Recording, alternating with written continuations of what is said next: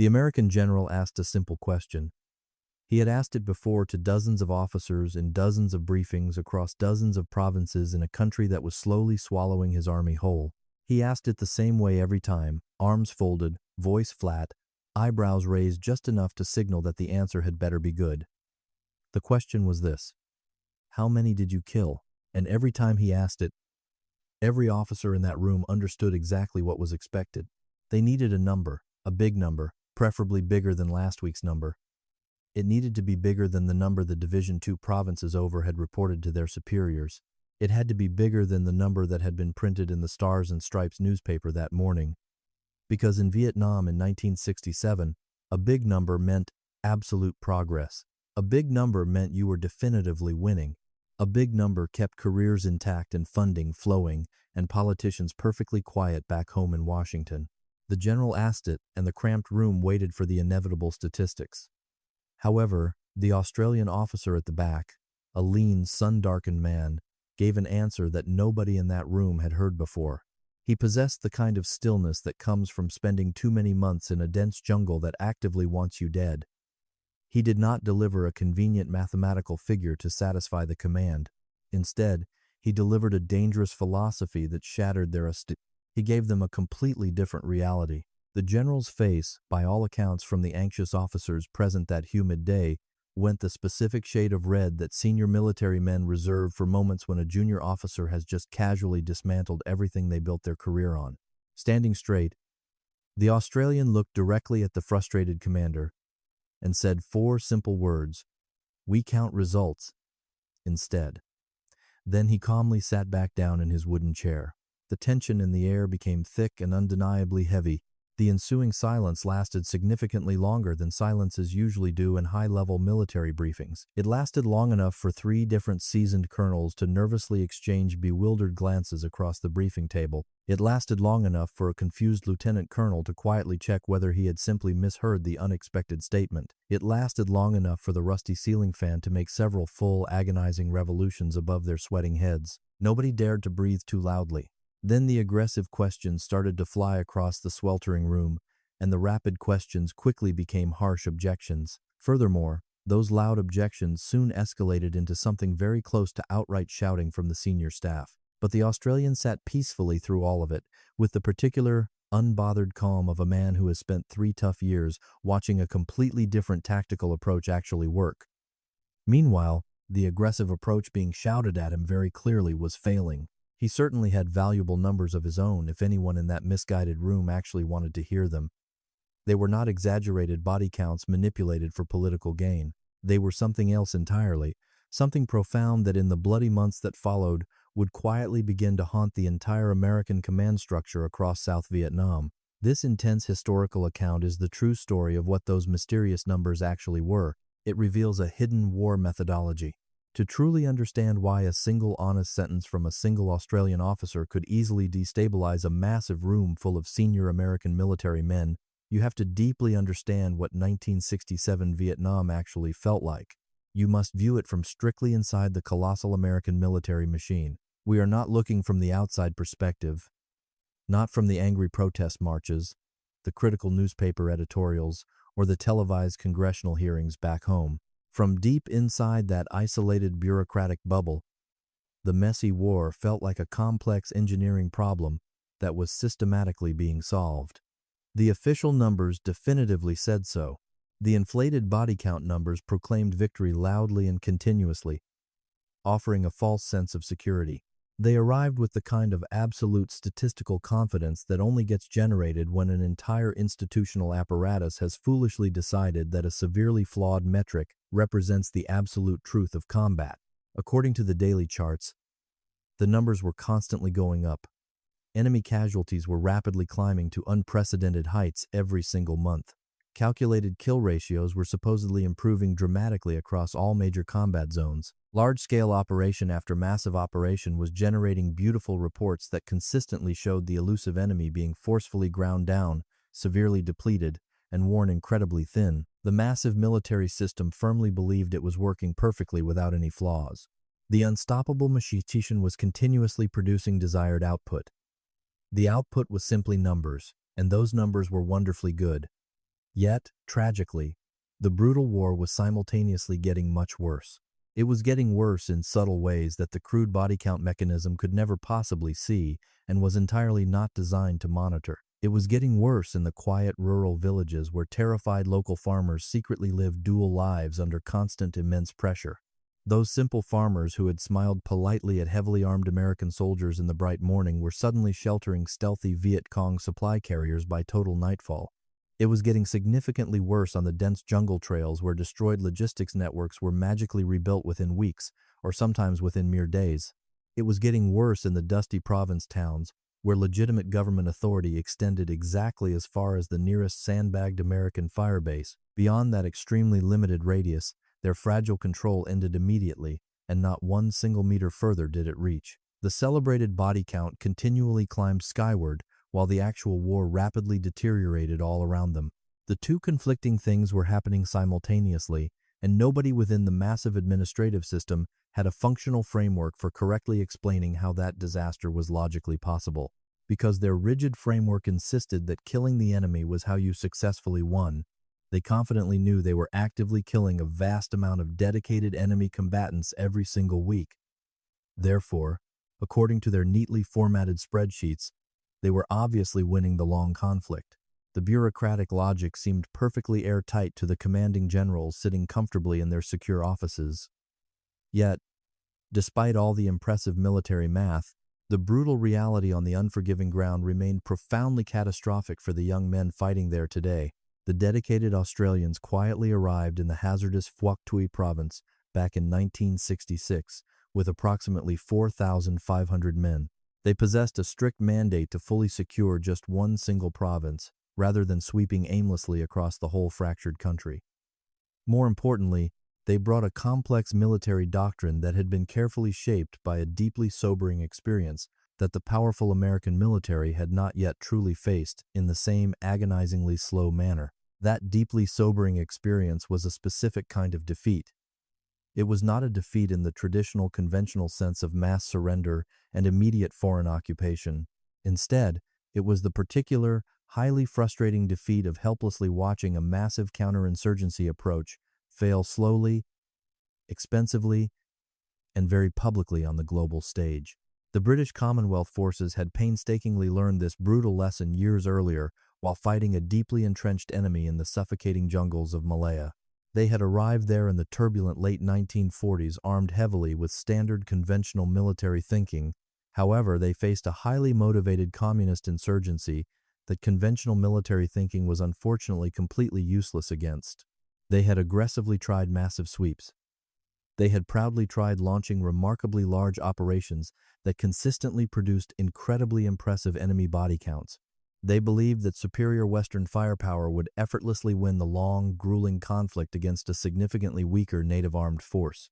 They had eagerly tried applying overwhelming explosive firepower directly to a dense, unforgiving jungle environment. Unfortunately, that massive jungle absorbed explosive violence much like deep water effortlessly absorbs loud sound, and absolutely none of it actually worked as originally intended. The determined local insurgency simply did not diminish under the heavy barrage. Instead, it cleverly adapted to the immense pressure. It dispersed rapidly and buried itself much deeper into the fearful civilian population, and then it patiently waited. The official body count naturally went up, but the stubborn insurgency effortlessly continued to thrive. What eventually worked perfectly in Malaya was something entirely different from standard combat operations. It was something significantly slower, vastly less satisfying to watch, and much harder to clearly grasp for a demanding parliamentary committee back in London. It was the deliberate, systematic dismantling of the entire insurgency's complex ability to secretly operate, not merely destroying its physical ability to temporarily fight back. There is a fundamental difference between an armed military component and a civilian political organization, and that crucial difference is absolutely everything. An insurgency can easily absorb massive casualties in shocking ways that a traditional conventional army simply cannot ever sustain. This is because a successful insurgency is not fundamentally a standard military organization at its core. It is primarily a deeply rooted political organization that merely possesses a temporary military component to violently enforce its strict will. You can completely destroy that visible military component with overwhelming firepower, and the hidden political organization simply rebuilds it quietly. But if you systematically destroy the underlying political organization, everything changes immediately. You must aggressively dismantle the illicit supply networks, the covert tax collection, the village recruitment drives, the intelligence gathering apparatus, and the secret command structure. Then, the isolated military component naturally withers completely on its own, without requiring constant massive battles to eventually destroy it. It simply cannot replace its fallen fighters or properly sustain its essential daily operations in the unforgiving jungle environment. It dies not from being violently shot by foreign soldiers, but from being systematically starved of absolutely everything that keeps it breathing and alive. The determined Australians purposefully brought this sophisticated operational framework directly to Phuoc Tuy province. They brought it safely embedded within the sharp minds of experienced officers who had meticulously studied the brutal Malaya campaign. These seasoned leaders had previously served in Borneo and had spent years actively learning how complex insurgencies actually work on the ground. They completely rejected how these conflicts naively looked from high above on a sterile operations map inside a secure headquarters. They deeply embedded this practical knowledge in the rigorous training doctrine of ordinary soldiers who had been explicitly taught to logically think about the elusive enemy as an interconnected system rather than mere shooting targets. They securely brought it wrapped in a highly specific, disciplined willingness to be relentlessly patient under the most extreme physical conditions imaginable. This unique willingness was, by the standard operating procedures of conventional American operations in Vietnam, almost entirely incomprehensible to witness. To truly understand what this legendary Australian patience actually looked like in terrifying practice, you have to personally meet the exhausted men who diligently carried it out in the suffocating, oppressive tropical heat. You must not merely examine the educated officers, but rather the enlisted soldiers, the gritty ones, who actually lay silently in the filthy mud and waited endlessly. Private Thomas Garrick had been a hard-working shearer's cook in rural Queensland long before joining the disciplined army. His entire isolated world had previously consisted of dusty cattle grids, noisy wool sheds, and the particular, profound silence of the vast Australian bush right before the blazing summer heat officially arrived. Because of his harsh rural background, Private Garrick could miraculously be still in the exact way that rugged men are perfectly still when absolute stillness is simply what the hostile environment strictly requires. He carefully brought that profound civilian stillness directly to the lethal jungles of war-torn Vietnam.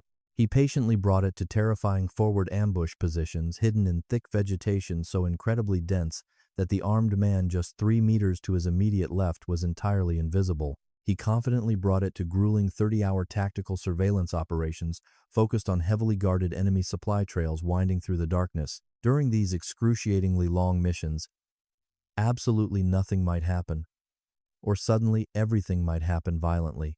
The razor-thin difference between those two chaotic extremes was simply whether you were still quietly winning the psychological waiting game.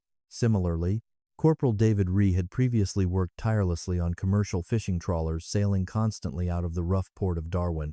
On the turbulent ocean, he had intimately learned the slow, agonizing violence of absolute patience, while completely at the unpredictable sea. He mastered the endless waiting, the constant visual watching, and the careful reading of incredibly small, subtle signs that silently told you something massively important was finally approaching. In the dark, unforgiving jungle, he meticulously read entirely different natural signs, but the underlying psychological skill set remained exactly the same deadly tool of quiet, visual observation. Meanwhile, Private Sean Mall had been a reliable suburban baker in the quiet, peaceful streets of Adelaide before the escalating war abruptly called him. He had spent 4 long, repetitive years reliably getting up at 3 o'clock in the freezing dark morning. He dedicated his early hours to doing the exact same careful, methodical things over and over again. He understood deeply that executing the careful, methodical thing was precisely what consistently produced the beautiful, desired end result. The rigid army structure had drastically changed exactly what dangerous items he was physically making with his bare, calloused hands. However, The military had entirely failed to change how he systematically went about creating those final, lethal products. These particular soldiers were absolutely not highly trained special forces operators equipped with classified experimental gear. They were certainly not elite, glamorous commandos boasting exotic, specialized martial arts training isolated away in secret government facilities hidden from the public eye. They were simply ordinary, hard-working young Australians whose mundane civilian lives had accidentally given them incredibly specific, highly valuable tactical skills. They unknowingly possessed profound physical stillness, endless mental patience, advanced pattern recognition, and a deeply methodical, blue-collar craft. These incredibly mundane civilian traits translated directly and lethally into the terrifying high-stakes realm of asymmetric jungle warfare. The intuitive Australian military training system completely understood this underlying psychological reality from the very first day of basic infantry training. The smart instructors deliberately did not arrogantly try to systematically break these rural men down to forcefully remake them into something completely alien. Instead, the pragmatic military intelligently took exactly what these sturdy men inherently already were and simply taught them how to expertly apply those civilian talents in a drastically different, highly lethal environment. The demanding tactical training itself was rigorously conducted at a specialized jungle warfare school hidden deep within the treacherous, humid mountain ranges. Located quietly behind the sunny Gold Coast, this isolated training facility was entirely built around a contrarian military philosophy that standard American training doctrine had largely discarded years ago. The Americans had carelessly traded this subtle approach in favor of overwhelming mechanical speed and massive explosive firepower. The Australian philosophy taught at this school was incredibly simple yet profoundly dangerous. You absolutely do not ever go aggressively looking for a loud, chaotic firefight in the dense, deadly jungle. Instead, you quietly go looking for actionable, tactical information, and you strictly let that verified information logically decide precisely when the inevitable bloody fight actually happens. You use that intelligence to completely dictate exactly where the violent ambush occurs, and entirely on what highly advantageous terms the engagement officially commences. Therefore, a standard Australian infantry patrol moving silently through the dangerous Phuoc Tuy province was absolutely not primarily intended to serve as a blunt, aggressive combat assault element. It was strictly designed to function as a highly stealthy intelligence-gathering element that was fully capable of sudden, overwhelming lethal action only when that extreme violence served a highly specific, predetermined strategic purpose. This seemingly subtle doctrinal distinction sounds relatively minor to a casual civilian observer safely sitting at home. However, on the bloody ground, it was truly not subtle at all. In fact, this core operational philosophy absolutely determined everything about how they miraculously survived deployment. It dictated exactly where they cautiously walked, precisely how agonizingly fast they physically moved, and exactly what they deliberately did when they eventually found fresh physical signs of the elusive enemy. Crucially, it firmly dictated exactly what they strictly did not do when the biological temptation to violently engage a vulnerable target was incredibly strong, but the necessary strategic logic for initiating a loud firefight was completely absent. American military units generally engaged immediately when they made sudden contact. It was their official written doctrine. It was their ingrained biological instinct, and it was the natural, aggressive response of brave soldiers aggressively trained for a specific kind of conventional warfare. In their minds, violent contact immediately meant applying overwhelming firepower, and massive firepower obviously meant achieving total battlefield dominance, and total dominance naturally meant achieving a glorious, permanent victory. You immediately hit the enemy back. You ruthlessly hit them back incredibly hard without any hesitation whatsoever. You aggressively hit them back continuously with absolutely everything you currently had in your massive arsenal, and you deliberately made the terrible cost of attacking your forward position so unbelievably catastrophic that the terrified enemy permanently stopped attacking you entirely. This heavy-handed approach had worked absolutely perfectly against massed infantry formations in the frozen, blood-stained hills of Korea. It had also worked beautifully in completely crushing fascist empires across the ruined, bombed-out cities during the brutal climax of World War II. It had reliably worked in almost every single conventional, large-scale conflict the powerful American military had ever proudly fought throughout history. Yet, It failed comprehensively and tragically in the tangled, humid jungles of Vietnam, because in Vietnam, the highly adaptable enemy was deliberately not trying to forcefully defeat the superior American military in a traditional, head-to-head conventional battle. The clever enemy was instead patiently trying to clearly demonstrate to the terrified locals that the Americans simply could not secure the civilian population. When the bewildered Pentagon analysts arrived at the secure Nui Dat base in 1968, they immediately sat down with the seasoned task force commander. They eagerly asked him to clearly explain his highly unusual operational philosophy. He told them something profound that should have been incredibly obvious to senior leadership. He explicitly told them that you cannot ever successfully separate the final strategic result from the specific tactical method utilized for achieving it. He believed the destructive body count inherently caused combat units to dangerously optimize for a false metric rather than the actual strategic objective. The specific combat patrol that quickly became legendary among those visiting analysts was considered a completely standard Phuoc Tuy operation by Australian measures. Several analysts later explicitly described it in their highly classified subsequent reports as the single most instructive operational experience of their entire fact-finding visit. It involved 14 grueling days in the treacherous field, utilizing merely 2 heavily armed infantry sections. They were assigned a dense grid square in the eastern part of the province, directly near the rugged Long Hai Hills. Intelligence strongly suggested a senior Viet Cong political officer had recently established a highly secretive temporary operational base somewhere nearby. Crucially, the primary operational objective of this deeply methodical patrol was absolutely not to violently kill this shadowy political figure. Its ultimate objective was simply to patiently find him, accurately confirm his exact physical location, fully understand his complex pattern of movement, and positively identify his hidden local contacts. They strictly wanted to carefully create the perfect conditions for either a bloodless capture or a highly targeted elimination. Most importantly, this decisive action had to happen entirely at a specific moment of the Australians' choosing rather than his.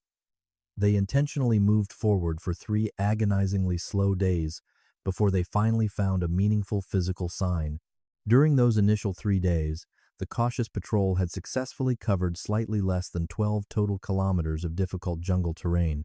The highly educated American analysts embedded intimately with them were deeply struggling to understand exactly why this painfully slow progress was not officially considered totally inadequate.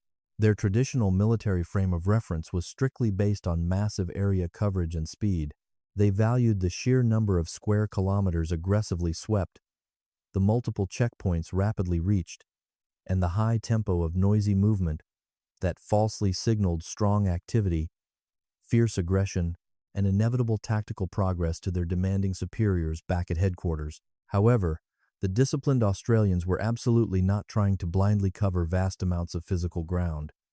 Instead, they were meticulously reading the complex ground like an incredibly detailed map. Every single scheduled rest halt involved strict, silent visual observation in all directions for a significant period before any forward movement resumed. Every tiny trail crossing was carefully examined for a strict minimum of 20 minutes from a heavily concealed forward position before anyone nervously moved directly across it. Every shallow stream crossing was thoroughly scouted completely downstream and far upstream before the vulnerable patrol firmly committed to traversing the dangerous open water. The deliberate pace of the quiet patrol was definitely not a leisurely walk through the tropical woods.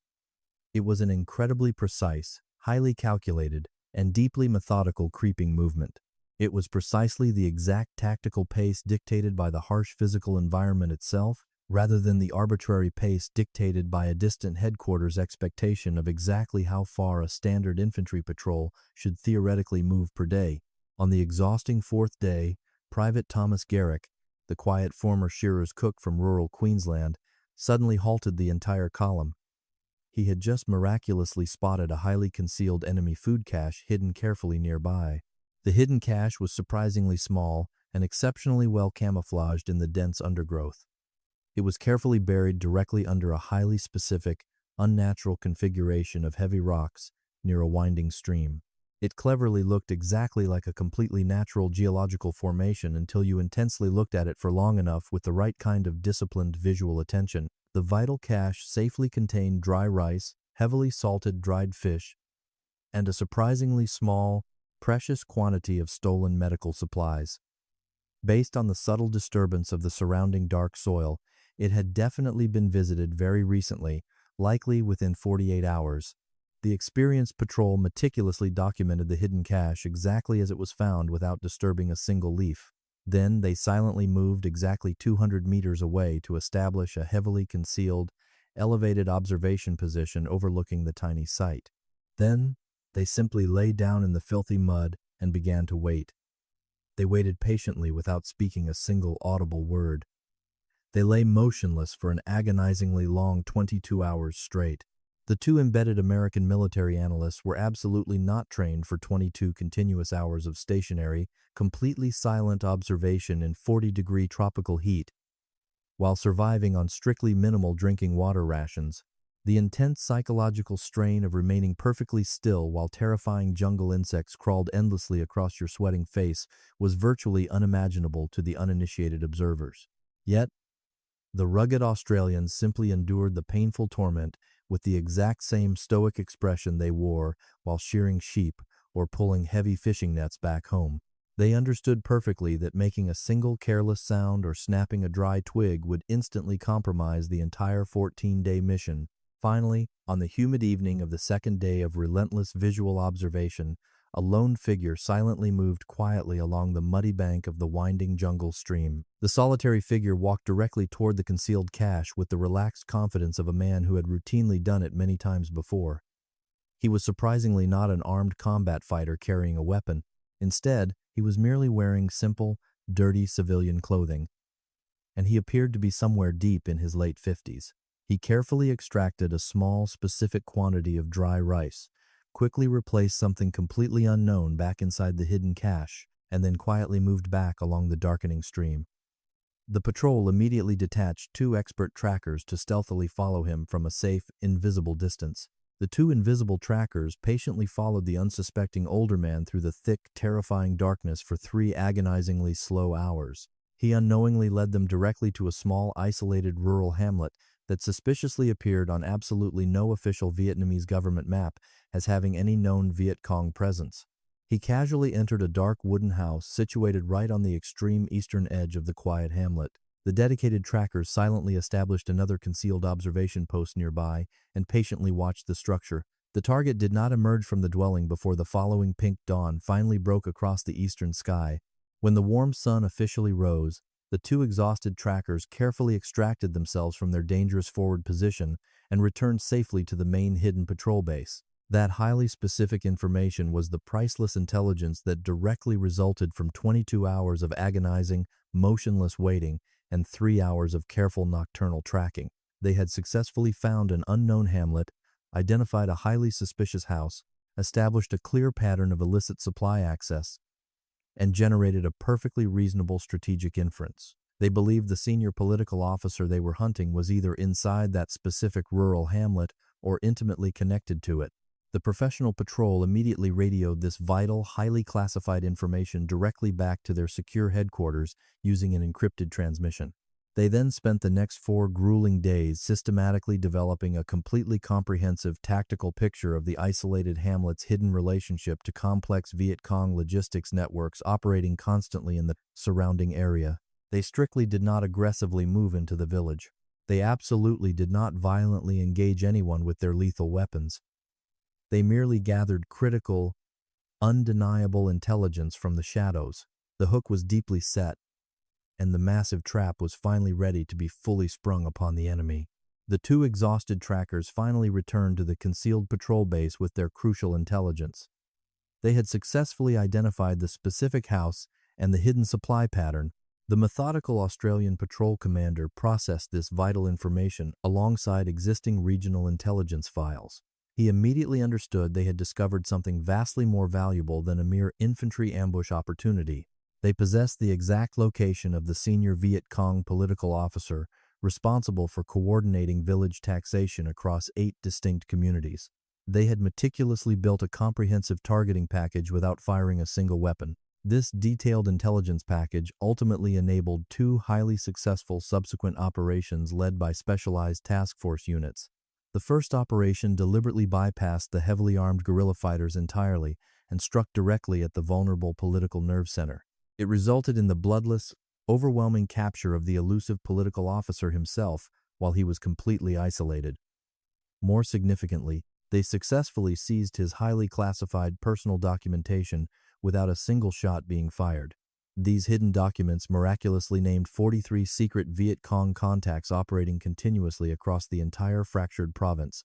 Among those 43 newly identified contacts were 12 prominent local individuals who had previously been officially assessed as entirely neutral civilian non-combatants. They included friendly market traders, local government officials, and quiet farmers who smiled at the passing American convoys every single morning.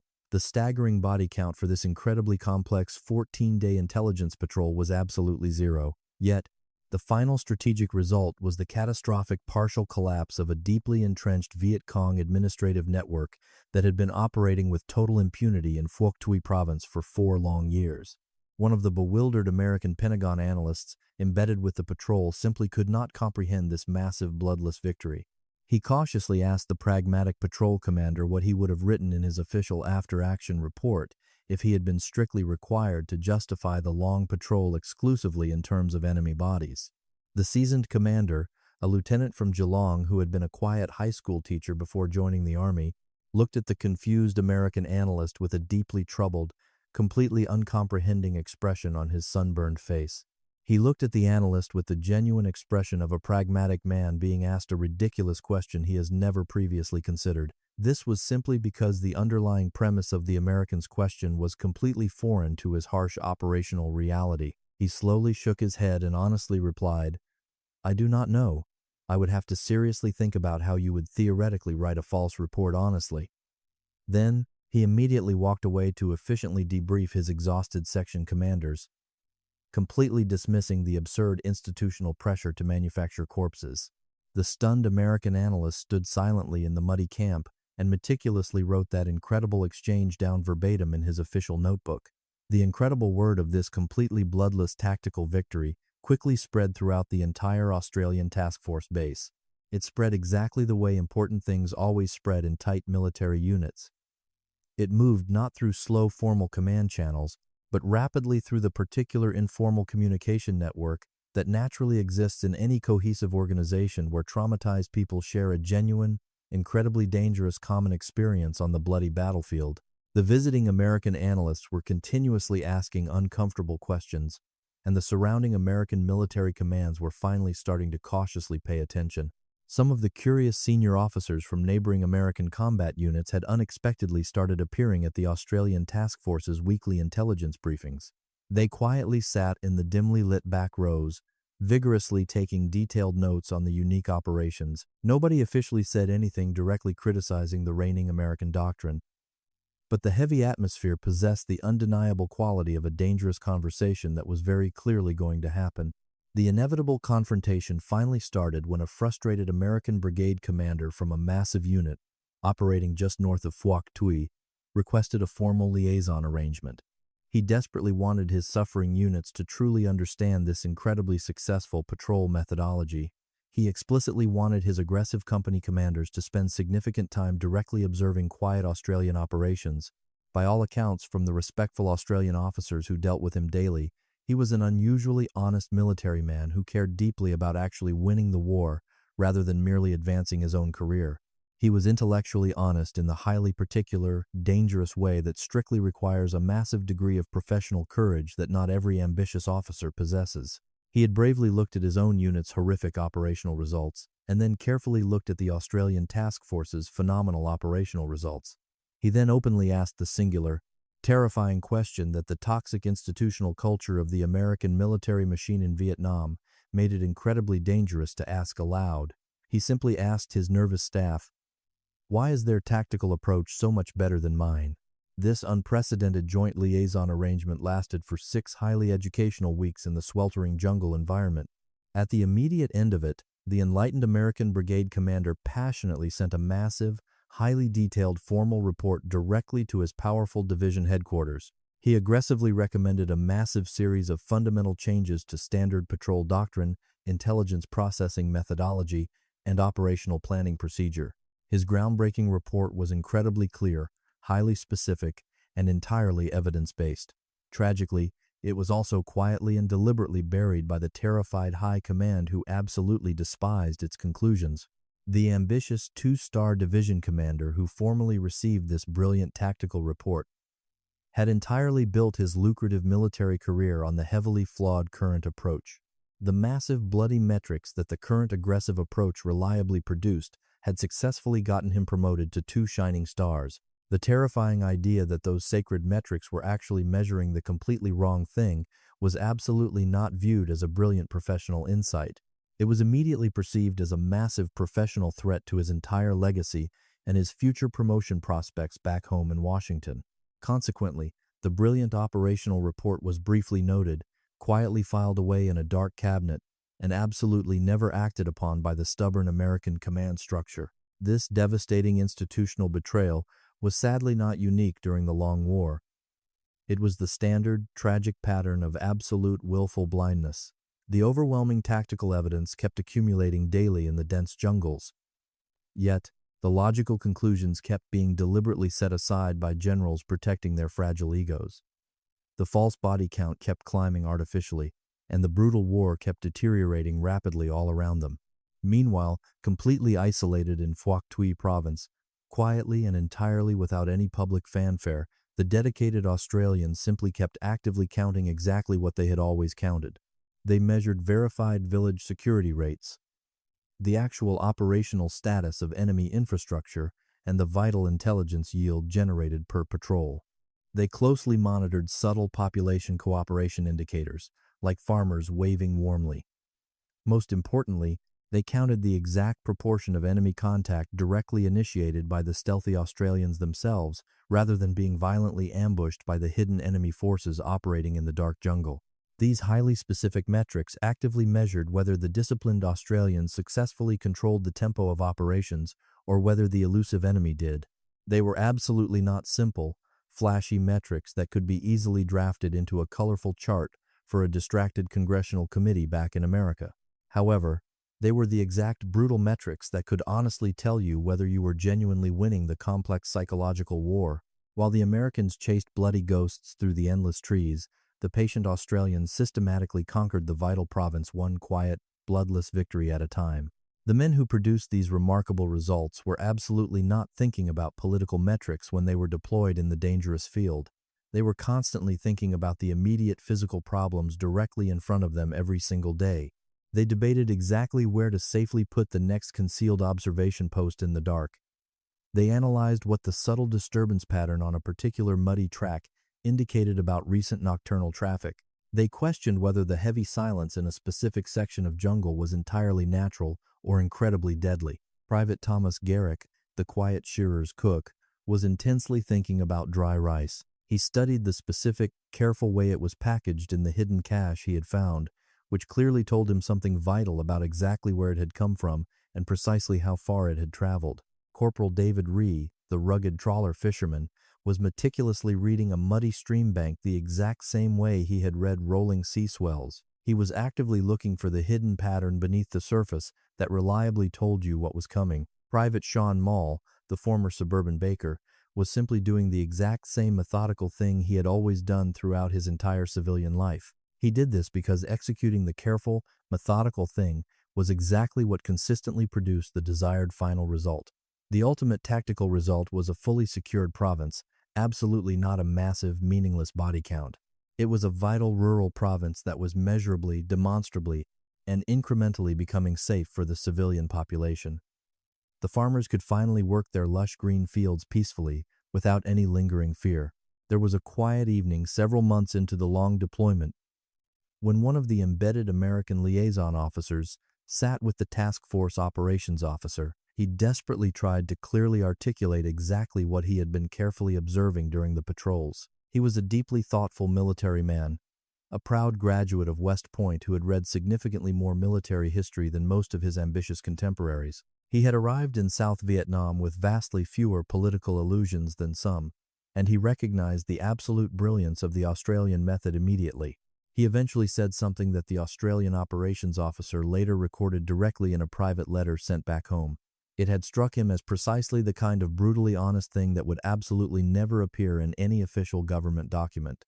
The American officer sighed heavily and said, "The fundamental problem with our aggressive approach is that we are constantly playing the exact bloody game the enemy desperately wants us to play. We stubbornly measure tactical success strictly by fighting, while they quietly measure their success merely by surviving and continuing." The American officer took a sip of warm water and continued, "As long as we keep blindly measuring our progress by fighting, they keep absolutely winning simply by continuing to exist. Your people completely changed the entire game out here in the dense jungle." The seasoned Australian did not respond immediately to the profound compliment. He thought deeply about it for a long while in the stifling tropical heat. Then he softly replied, "We did not change the game at all. We simply stopped playing their game and finally started playing ours." The massive American military eventually learned this profound operational lesson, but tragically, it did not happen in Vietnam. That fractured country was entirely too far gone by the time the tactical evidence was clear enough to see. The intense institutional resistance to change simply had not diminished enough among the senior generals in charge. Consequently, the isolated province of Phuoc Tuy was inevitably lost in 1975, tragically falling along with the rest of a collapsing South Vietnam. The external political failure absolutely overwhelmed their spectacular local provincial success completely. The vital civilian infrastructure the patient Australians had systematically dismantled over many years was immediately rebuilt by the victorious communist forces. The hidden political networks they had surgically eliminated were rapidly reconstituted within the occupied villages. The genuine regional security they had painstakingly built over 9 brutal years completely collapsed within mere months of their final operational departure. This tragic reversal had always been highly likely to collapse once the massive external military support that continuously underwritten it was completely withdrawn from the doomed, war-torn country. The pragmatic military men who had bravely built that temporary regional security completely knew this devastating political outcome was inevitably coming. Some of the most experienced intelligence officers had grimly known it was destined to happen for several long years. Yet, they had diligently done their incredibly dangerous tactical work anyway. They operated with the particular, quiet professionalism of dedicated people who deeply understand that the high quality of what you actively do is absolutely not contingent on the ultimate historical permanence of the final, overarching political result. These exhausted men who had done the brilliant tactical work finally came home to an Australia that absolutely did not particularly want to know anything about it. Vietnam was undeniably a highly unpopular war across the increasingly divided nation. The traumatized veterans quietly returned to a fractured country, actively processing heavily complicated, angry feelings about having been involved there at all. Furthermore, the specific tactical excellence of exactly what they had secretly accomplished in Phuoc Tuy province was not a simple story that fit easily into any of the existing public narratives. It was certainly not the glorious traditional story of heroic sacrifice for a completely just cause, because the underlying political cause was fiercely contested globally. It was also not the depressing story of pointless military waste in an entirely unwinnable war, because Phuoc Tuy had actually been winnable. In fact, it had been temporarily won by the incredibly patient people who deliberately operated there. Instead, it was something vastly more awkward and incredibly specific to carefully explain to a hostile civilian population that simply wanted to instantly forget the massive trauma. Eventually, Private Thomas Garrett quietly went back to the dusty cattle stations of rural Queensland to resume his simple civilian life. He still instinctively moved incredibly quietly across the creaking wooden floorboards. He still constantly noticed tiny, subtle things that ordinary civilians completely missed every single day. He noticed the highly specific way a rusty metal gate had been left slightly open when it should definitely be securely closed. He noticed the specific quality of heavy stillness in an empty room that silently told you someone had definitely been there recently. He had painfully learned in the dark, terrifying jungle how to perfectly read the incredibly small physical signs that actively indicated massively large realities. He diligently applied this profound sensory awareness to managing massive cattle stations, and it naturally made him exceptionally good at his civilian job. He absolutely did not ever talk about his traumatic experiences in Vietnam. When curious people occasionally asked, he simply said he had spent some time overseas doing tedious government work and then he immediately changed the uncomfortable subject to the incoming weather patterns. The profound, underlying things he intimately knew about endless patience, silent visual observation, and lethal tactical restraint remained permanently etched into his quiet soul. He deeply understood the massive, critical difference between generating useless, noisy activity and achieving a genuinely meaningful strategic result. He quietly kept all those vital things permanently locked away inside himself as he watched the peaceful sun set over the vast Australian outback. He had survived the deadly war by refusing to count the dead, choosing instead to successfully master the silent metric of living ghosts. Meanwhile, the heavily documented institutional memory of what had actually transpired in that isolated province was slowly digested by military academies worldwide. In the painful, halting, and institutionally resistant process of post-Vietnam military reconstruction, the vital lesson finally filtered into the broader curriculum.